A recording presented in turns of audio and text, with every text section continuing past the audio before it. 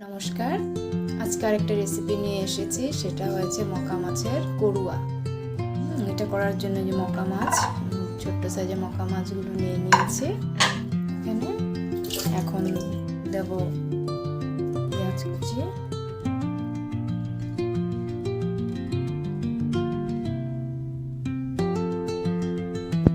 পাঁচটা কাঁচা লঙ্কা, তারপর সর্ষে বাটা, সাদা শস্য দিয়েছে। তোমাদের কাছে যে শস্য থাকে সেই শস্য দিলেই হবে। মশলা যে লেগে আছে এটা ধোয়া জলটা একটু দেব।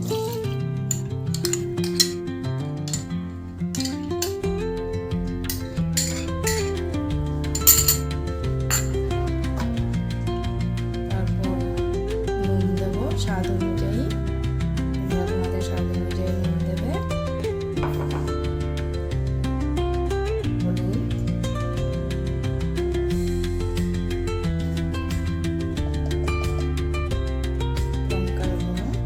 ঝাল তোমরা কে কতটা খাও সেই অনুযায়ী দেবে। করুয়াতে একটু ঝাল ঝাল হলে ভালো লাগে।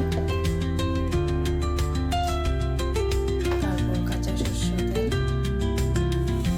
তেলটা একটু বেশি করে দেবে।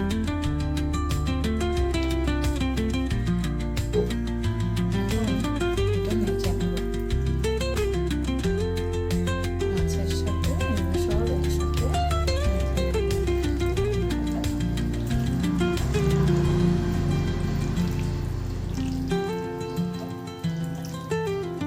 মেরিনেট করে 15 থেকে 20 মিনিট রেখে দেব।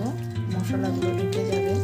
তোমরা এতে ধনে পাতাও দিতে পারো। আমার আজকে ধনে পাতাটাও ফুরিয়ে গেছে, আমি খেয়াল করিনি। এখন তো আর কোনো সবজি লওয়া যাবে না, বাজারে যাওয়া সম্ভব হবে না, তো অনেকটাই দেরি হয়ে গেছে। তো তোমরা ধনে পাতা কুচিও দিও, তো ধনে পাতা কুচি দিলেও ভালো লাগে। এভাবে মেরিনেট করে তোমরা 15 মিনিট বা আধা ঘন্টা, যত বেশি সময় রাখবে মেরিনেট করে, মশলাগুলো এতটাই ঢুকবে মাছের মধ্যে এবং ভালোভাবে ঢুকবে। এখন আমার কড়াইটা বসিয়ে দেব।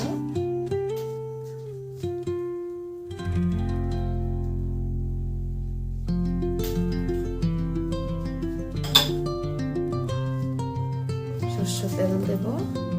এটাতে একটু তেল বেশি লাগবে, কিন্তু সরষের তেল এটা চেষ্টা করবে সরষের তেলেই রান্না করতে, কারণ সরষের তেলেই ভালো হয়। তেলটা গরম হয়ে নিক। তেল গরম হয়ে গেছে, এখন দিয়ে দেবো মাছগুলো।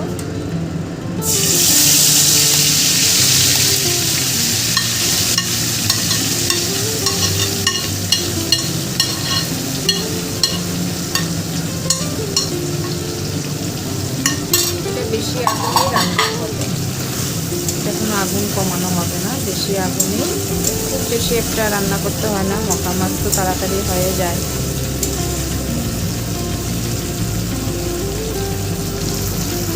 চার 5 মিনিট রান্না করলে মোটামুটি হয়ে যাবে।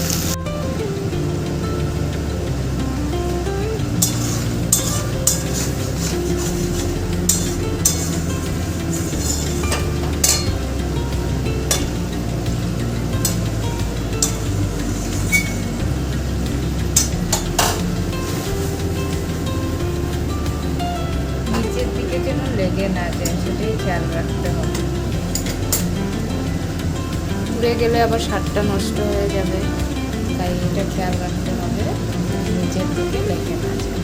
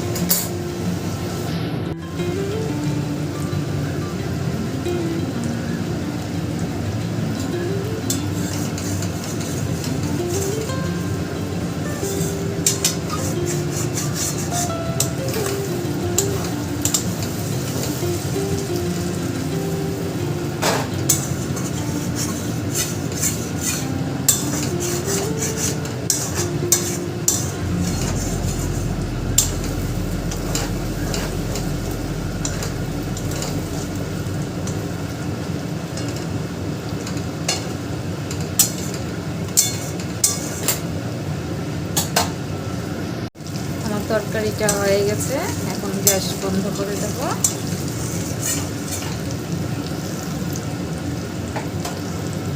আমার মক্কা মাছের করুয়া হয়ে গেছে। তোমরা এভাবে রান্না করে খাবে। আমার রেসিপিটা তোমাদের ভালো লেগে থাকলে লাইক, শেয়ার অ্যান্ড সাবস্ক্রাইব করবে। আমার চ্যানেলটি হলো বনানীজ হোম কিচেন। আবার দেখা হবে নতুন একটা রেসিপি নিয়ে।